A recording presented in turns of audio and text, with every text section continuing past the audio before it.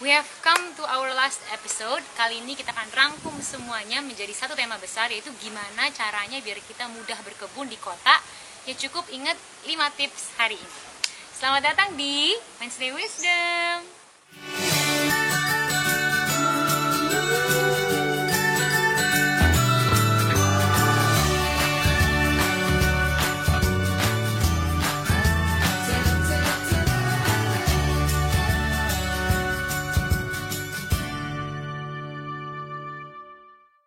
Selamat datang kembali di Wednesday Wisdom Series, di mana kita belajar dari kebijaksanaan alam. Hari ini aku, Sandra, akan merangkum seluruh series ini dengan mengajarkan lebih ke sharing kali ya, tentang insight dari alam, gimana caranya kita berkebun di kota dengan mudah. Karena cukup ingat 5 hal yang udah kita bahas tadi. Nah, buat teman-teman yang baru melipir ke YouTube channel kita, selamat datang. Ya kan, gak usah sedih walaupun episode terakhir akan banyak banget series lainnya. Boleh langsung subscribe aja kalau pengen lihat video-video seputar berkebun, kompos, gaya hidup lestari, dan lainnya. Bisa juga subscribe Instagram kita @kebunkumar. Oke, yuk langsung kita bahas. Tips 1, berkebun mudah di perkotaan. Kita udah bahas di episode 1, 3, dan 5, yaitu adalah terkait dedaunan kering alias mulsa. Daun kering ini berlimpah di kota-kota ya, kita tahu ya, di kompleks sering disapu, kadang-kadang rumah kita juga banyak daun-daun kering, kadang itu dimasukin di plastik terus dibuang gitu aja. Padahal ini adalah sumber energi terbarukan yang bisa kita manfaatin buat kebun. Kita bisa taruh dia di atas tanah, dia akan melindungi tanah dari sinar matahari langsung dan juga dari derasnya hujan, jadi tanah nggak mudah terkikis dan dia nggak mudah retak ya.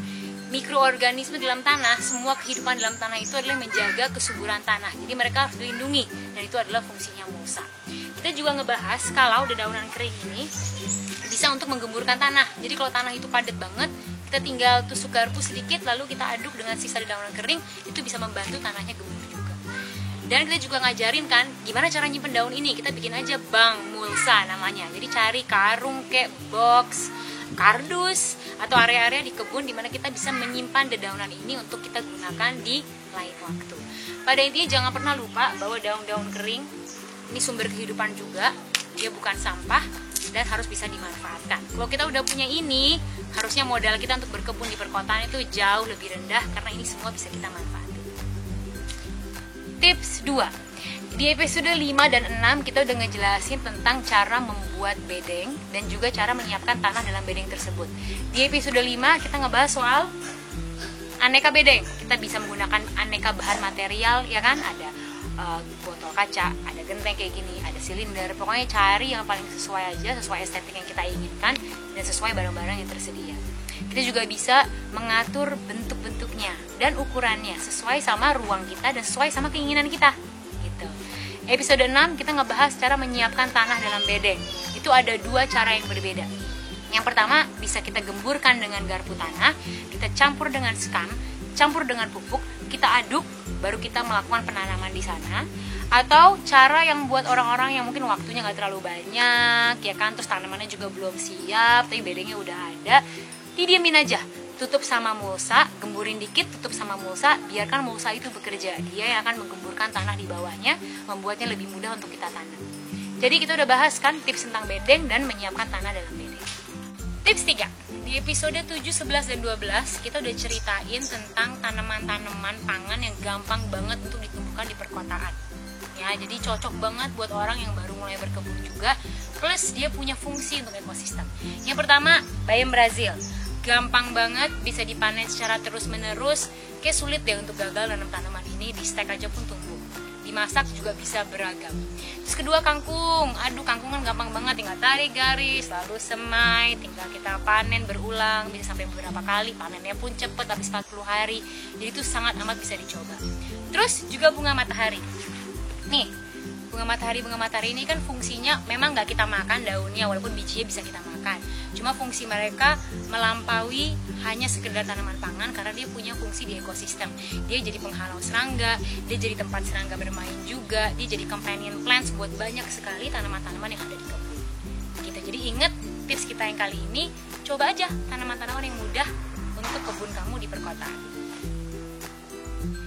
Tips keempat, Di episode 16-20 kita membahas secara detail apa yang akan terjadi saat musim hujan dan bagaimana kita harus berkebun di musim itu.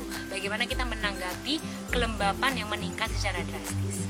Nah, di episode-episode itu kita membahaskan apa yang bisa kita expect ya dari musim hujan. Jelas kelembapan meningkat, mungkin bermunculan jamur, mungkin dedaunan banyak yang menjadi layu, mungkin ada yang banyak berubah menjadi warna kuning. Banyak hal yang terjadi yang sebenarnya adalah wajar. Itu siklus yang alami terjadi saat musim hujan, jadi kita nggak perlu panik sebenarnya. Lalu selain itu, juga kita sebagai tukang kebun nih, ada beberapa hal yang harus kita lakukan untuk mempersiapkan kebun kita selama musim hujan. Kalau misalnya kita ada tanaman-tanaman yang harus dipangkas. Kalau misalnya ada tanaman yang menjutai, mungkin itu dikasih support. Tanaman-tanaman yang ambruk gitu kan, kena hujan atau kena angin yang kencang, ya tolong dia dikasih penopang, dikasih ajir biar dia lebih kuat.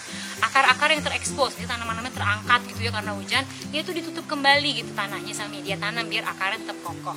Jadi kita sebagai tukang kebun harus merawat dan menjaga tanaman kita juga selama musim hujan, melakukan observasi secara berkala, memberikannya kasih sayang sesuai kebutuhannya. Lalu selain itu, kita juga bahas soal hal yang paling ditakutin oleh banyak orang terkait banyaknya serangga, ya kan? Karena kita tahu sendiri kalau musim hujan adalah musim kawin, musim pesta. Buat aneka serangga yang pas musim kering kok nggak ada. Padahal sebenarnya mereka ada juga, cuma kebanyakan ngumpet aja. Nah, kalau musim hujan ini mereka mulai bermunculan, nah itu hal yang sebenarnya sangat amat alami ya, sangat amat natural. Karena memang itulah siklus alami yang terjadi di alam. Jadi memang musim hujan juga mengajari kita untuk melakukan berbagai refleksi terhadap siklus alami yang terjadi dan mengapresiasi justru binatang-binatang yang ada di kebun kita. Kalau ada beberapa di antara mereka yang mengganggu, ya kita cari cara aja untuk menanggulanginya secara terpadu, secara integratif di kebun, baik dengan companion planting, dengan kita memberikan mulsa, dengan kita menyulitkan mereka untuk makan tanaman kita, dengan kita menanam tanaman yang udah dewasa. Banyak cara untuk menanggulangi kekhawatiran tersebut. Lalu yang terakhir, buat teman-teman yang nggak nanam di tanah, nggak punya kebun di halaman, tapi nanamnya di pot, kita juga bahas nih apa yang harus dilakukan selama musim hujan untuk tanaman-tanaman yang ada dalam pot. Kita harus pastikan potnya nggak tertutup bawahnya, lubang udaranya ada, tidak ada air menggenang, media tanamnya kita pastikan gembur. Itu semua udah kita bahas juga di episode 16-20. Jadi tips keempat ini adalah untuk mengingatkan teman-teman yang berkebun di kota, jangan lupa sama pergantian musim. Itu bisa disiasati dan bisa kita manage dengan baik selama musim hujan itu tiba.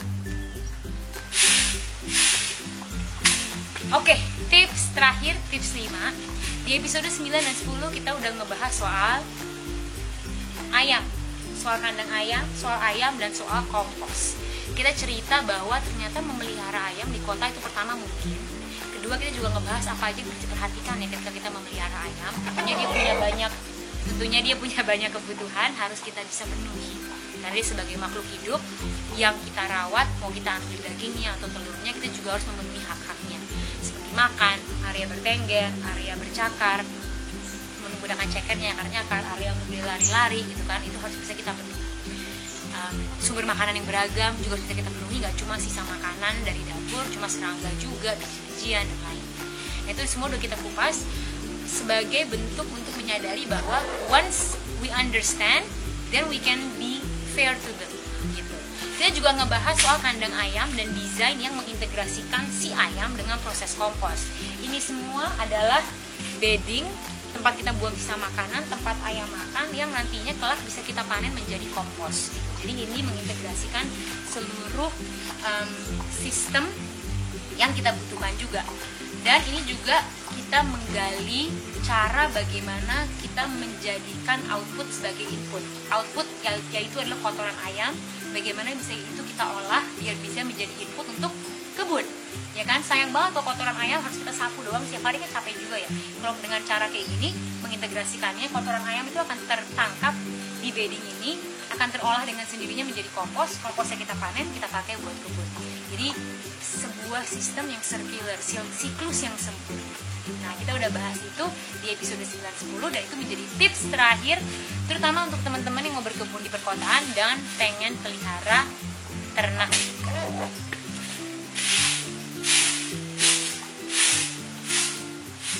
Banyak sekali wisdom yang bisa ku ambil ya dari proses dan pengalaman berkebun berkebun di perkotaan.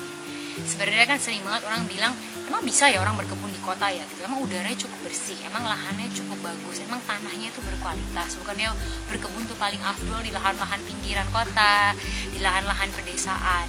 Ya mungkin memang di sana lebih serene ya, lingkungannya lebih indah, lebih asri, tapi bukan berarti di kota kita tidak bisa menciptakan kelestarian, keasrian itu sendiri.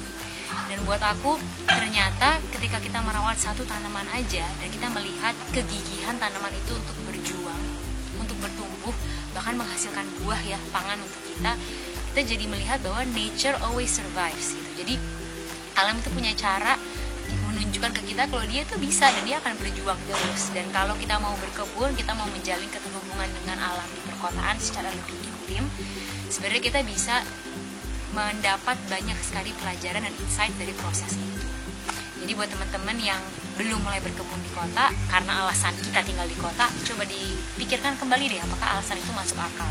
Dan buat teman-teman yang sudah berkebun di perkotaan, yuk kita petik wisdom yang banyak banget kita bisa dapat dari kebun, dan kita pelajari salah satu prinsip alam yaitu go with the flow. Ya kan, ya udah kita nikmati aja, kita punyanya apa, kita kreatif di situ. Kita punya lahan besar, kita garap jadi bedeng banyak. Kita punya rooftop, kita pakai pot.